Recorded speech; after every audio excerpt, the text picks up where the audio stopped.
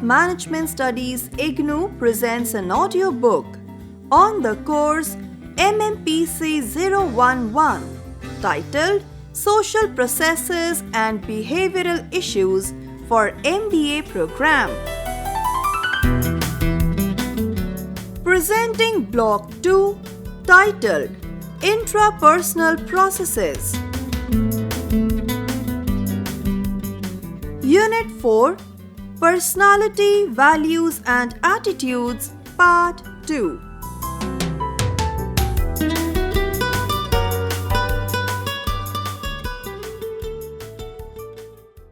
Theories of personality. Carl Jung identified three basic assumptions in theory. 1. Personalities are developmental in that they are influenced by past and hopes for the future. 2. All people have the potential for growth and change. 3. Personality is the totality of a person's interacting subsystems. Emotional orientations. Jung feels that the two basic orientations of people are extroversion and introversion. Introverts are primarily oriented to the subjective world.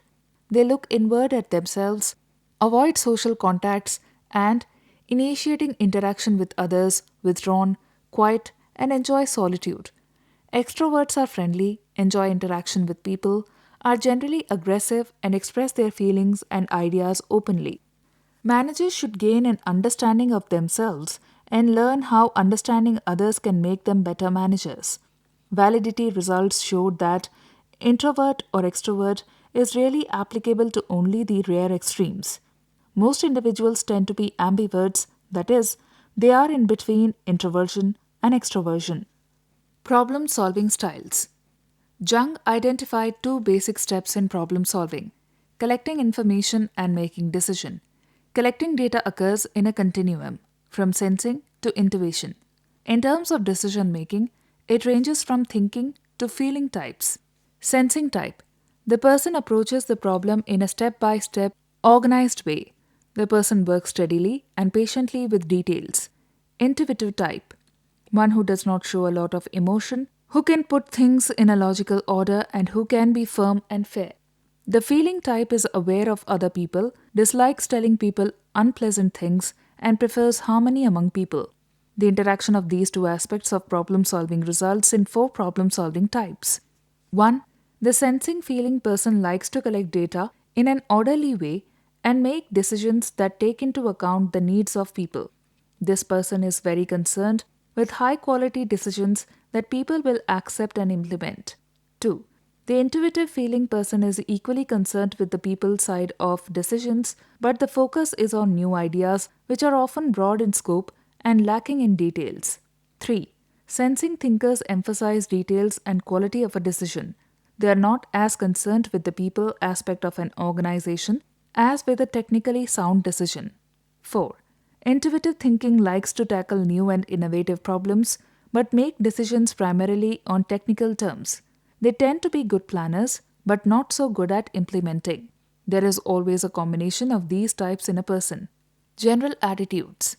The last personality subsystem Jung identified was general attitude work, namely judging and perceptive.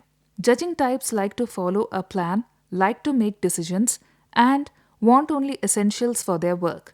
On the other hand, perceptive types adapt well to change, want to know all about a job, and may get overcommitted. Development of personality. Erikson's 8 life stages. Erikson identified 8 stages of life that characterize the unending development of a person. He characterized each stage by a particular conflict that needs to be resolved successfully before a person can move to the next stage. However, these 8 stages are not totally separate, and the crises are never fully resolved. Movement between stages is developmental. Movement can even involve regression to earlier stages when traumatic events occur. Stage 1. Infancy. During the first year of life, a person resolves the basic crisis of trust versus mistrust. An infant who is cared for in a loving and affectionate way learns to trust other people. Lack of love and affection results in mistrust. This stage makes a serious impact on a child that influences events for remaining life. Stage 2. Early childhood. In the second and third years of life, A child begins to assert independence. If the child is allowed to control these aspects of life that the child is capable of controlling, sense of autonomy will develop. If the child encounters constant disapproval or inconsistent rule setting, a sense of self-doubt and shame is likely to develop. Stage 3. Play age. The 4 and 5 years old seek to discover just how much they can do. If a child is encouraged to experiment and to achieve reasonable goals, he or she will develop a sense of initiative. If a child is blocked and made to feel incapable, he or she will develop a sense of guilt and lack of self-confidence. Stage 4. School age. From ages 6 to 12, a child learns many new skills and develops social abilities. If a child experiences real progress at a rate compatible with his or her abilities, the child will develop a sense of industry. The reverse situation results in a sense of inferiority. Stage 5. Adolescence. The crisis of the teenage years is again a sense of identity rather than to become confused about who you are. While undergoing rapid biological changes, the teenager is also trying to establish himself or herself as socially separate from parents. The autonomy, initiative, and industry developed in earlier stages are very important in helping the teenager successfully resolve this crisis and prepare for adulthood. Stage 6. Young adulthood. The young adult, 20s and 30s, faces the crisis of intimacy versus isolation. The sense of identity developed during the teenage years allows the young adult to begin developing deep and lasting relationships. Stage 7. Adulthood. During their 40s and 50s, adults face the crisis of generativity versus self-absorption. Self-absorbed persons never develop an ability to look beyond themselves. They may become absorbed in career advancements and maintenance, and they may never learn to have concern for future generations, the welfare of organizations to which they belong, or the welfare of society as a whole. Generative people see the world as much bigger than themselves. Productivity in work or child rearing or societal advancement become important to them. Through innovation and creativity, they begin to exert influence that benefits their organization. Stage 8. Later life. The adult of integrity has gained a sense of wisdom and perspective that can truly help guide future generations. Sheldon. He labeled 3 body builds and certain personality characteristics that reflected the 3 body types are 1. Endomorph, fleshy and inclined towards fatness. 2. Mesomorph, athletic and inclined to be muscular. 3. Ectomorph, thin and inclined to be fine-boned and fragile. The personality characteristics reflected are endomorph, friendly, oriented towards people, seek others when troubled, slow to react, loves to eat. Mesomorph, seeks physical adventure, needs and enjoys exercise, restless, aggressive, likes risk and chance, competitive. Ectomorph, likes privacy, socially inhibited, quick to react and hypersensitive to pain. Passages theory. Sheehy, with her extensive research, concluded that adults progress through 5 crises. 1. Pulling up roots. This period occurs between the ages of 18 and 22 when individuals exit from home and incur physical, financial, and emotional separation from parents. They cover their fears and uncertainty with acts of defiance and mimicked confidence. 2. The trying 20s. This period is a time of opportunity, but also includes the fear that choices are irrevocable. 2 forces push upon us. One is to build a firm, safe structure for the future by making strong commitments, and the other is to explore and experiment and keep flexible as to commitments. 3. The catch, 30s. Approaching the age 30 is a time in which life commitments are made, broken, or renewed. It may mean setting towards a new phase or calming down of idealistic dreams to realistic goals. Commitments are changed or they are deepened. There is change, turmoil, and often an urge to be out of the routine. 4. The deadline decade. The 10 years between the age of 35 and 45 represent a crossroad. This period is characterized by a re-examination of one's purposes and how the resources will be spent from now on. 5. Renewal or resignation. The mid-40s bring a period of stability. The individual who can find a purpose and direction upon which to continue building his or her life. The mid-40s may well be the best years. These stages are related to working places. It is expected that all employees face crises during their careers, just as young people pass through identity crisis during their teenage years. Adults too go through stages: insecurity, opportunities, challenges, or resignation. These crises create the opportunity for an employee to alter his or her goals, commitments, and loyalties to the organization. When employees reach their 40s, they re examine their goals and make important adjustments in their lives. Their personalities may undergo significant changes, resulting in behavioral patterns quite different from his or her environment. Maturation theory.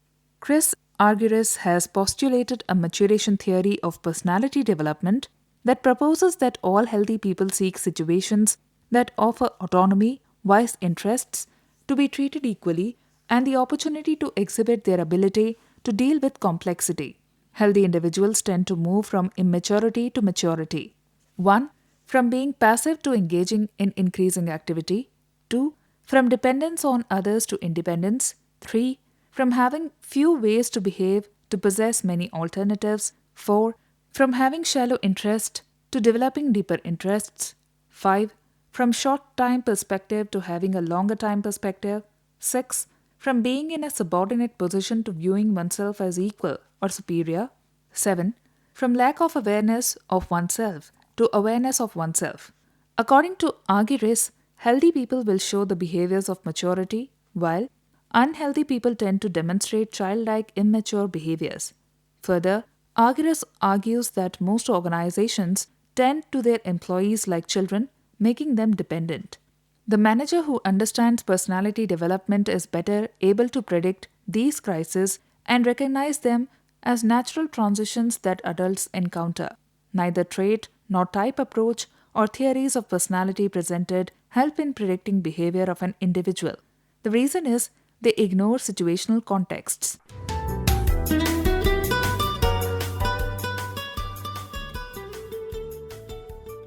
Impact of personality traits on organizational behavior.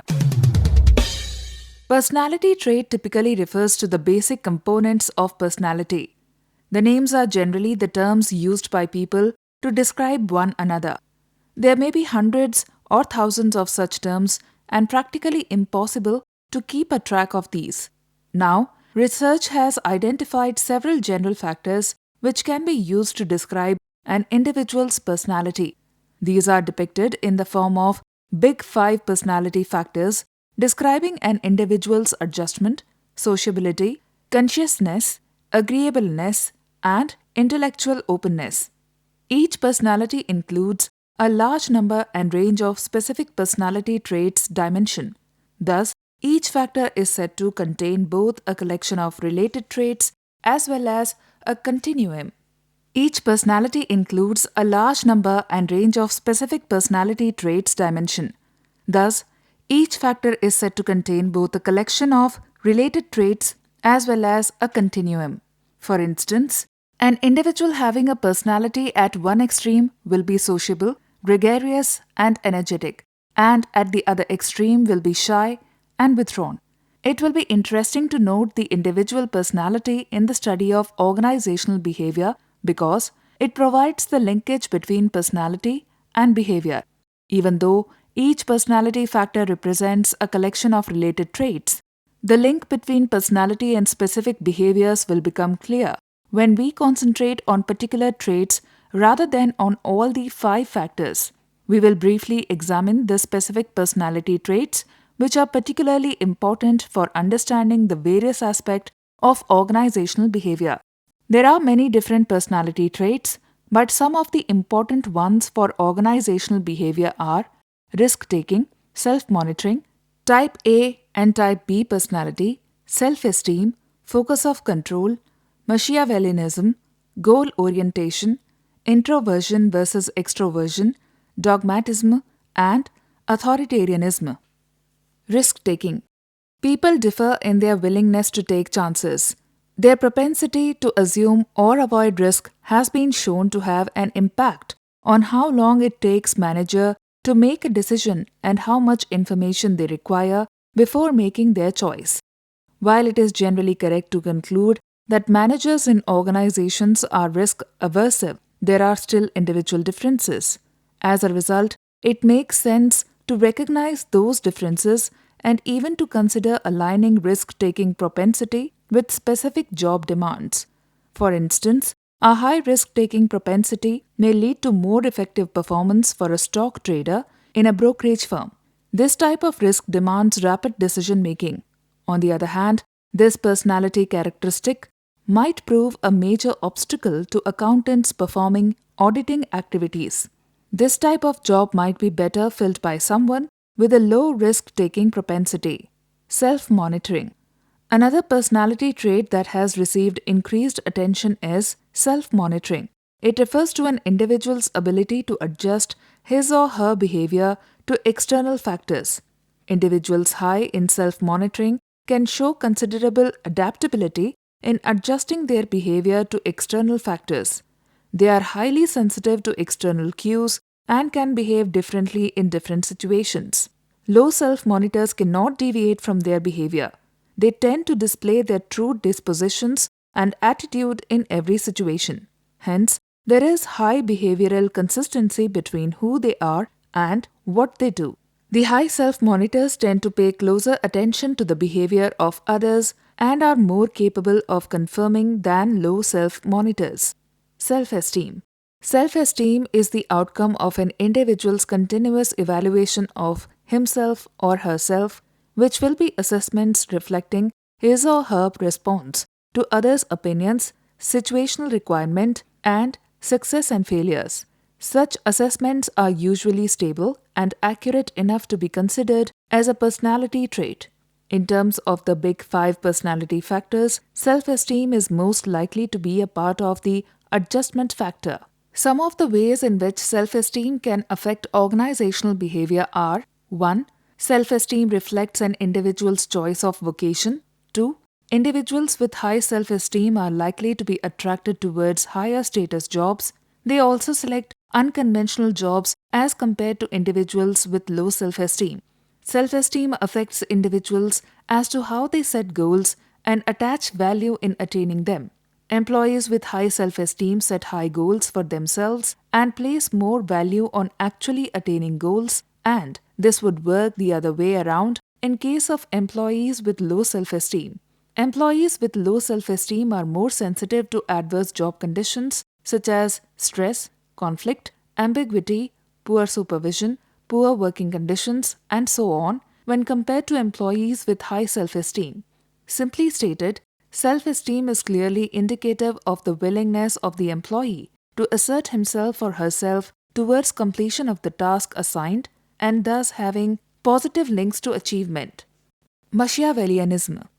This term is derived from Niccolo Machiavelli's writings, who wrote on how to gain and use power, that is, on an individual's ability to manipulate people. Thus, such maths can easily be game for participating in organizational politics. Those who are high max believe ends justify means.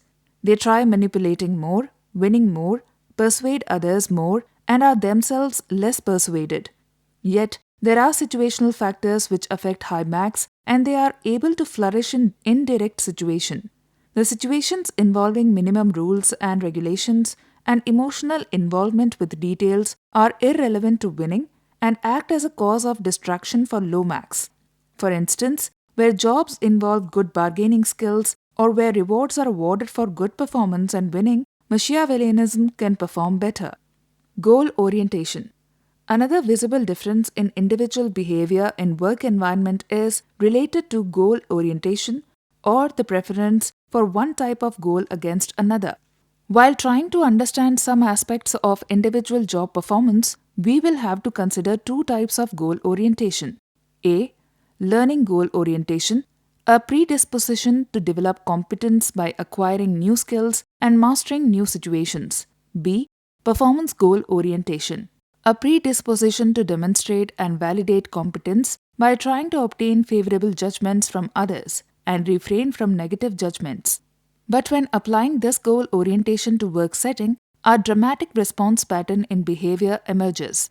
An individual with strong goal orientation may refrain from accepting work challenges and their performance suffers when they are unable to overcome obstacles and when faced with failure become unhappy and are likely to withdraw from such situations. Individuals with a strong learning goal orientation try to overcome failure and setback by putting in more efforts and looking out for new solutions to the problems. Although an individual's goal orientation may vary from situation to situation, evidence suggests that a significant amount of goal orientation can be indicative of an individual's personality. Introversion versus extroversion. The terms introvert and extrovert describe a person's congeniality. These terms can be extended to refer to a personality dimension also. Introversion refers to the tendency to direct everything inward, develop a greater affinity for abstract ideas, and sensitive to personal feelings. Extroversion refers to the tendency to orient towards other people, events, and objects. An introvert by nature is quiet, introspective, and emotionally unimpressive. An extrovert is one who is sociable, lively, impulsive, and emotionally very expressive. People displaying characteristics of both introversion and extroversion are found in all types of educational, gender, and occupational groups. The extremes of both extroversion or introversion may not be good and can even come in the way of the person's effectiveness. It is understood that the introversion-extroversion personality dimension can affect the task performance in various environments. That is, introverts perform the job better when alone in a quiet environment, while extroverts perform better in an environment having many people with a high level of activity. Dogmatism. High dogmatism refers to the tendency of the individual to be very rigid, perceives the world as a threatening place, prefers to treat legitimate authority as absolute, and either accepts or rejects other people on the basis of their agreement or disagreement with accepted authority or doctrine. Simply stated, a high dogmatic HD person appears to be close-minded and prefers to depend on authoritative people in organizations for guidance and direction, and hence can more easily be influenced by such persons. As against this, people with low dogmatic LD tendency are more open-minded and cannot be easily influenced by authoritative figures in the organization like HD persons. With regards to the degree of dogmatism and its relationship with interpersonal and group behavior, it is noted that HDs typically are in need of more group structure as compared to LDs. So, the performance of HDs will also be dependent on how the group performs. But a high degree of dogmatism can at times lead to poor managerial performance because they may be involved only in a limited search for information, especially in decision-making situations. Authoritarianism. Authoritarianism, though closely related to dogmatism, is narrower in scope. It refers to a person who displays qualities such as adherence to conventional values, obeys recognized authority, has a negative view of society, respects power and toughness, and opposes expression of personal feelings. In an organizational setup, such persons may prefer superiors who have a highly directive and structured leadership style. Both dogmatism and authoritarianism can be related to the intellectual openness factor of the big 5 factors.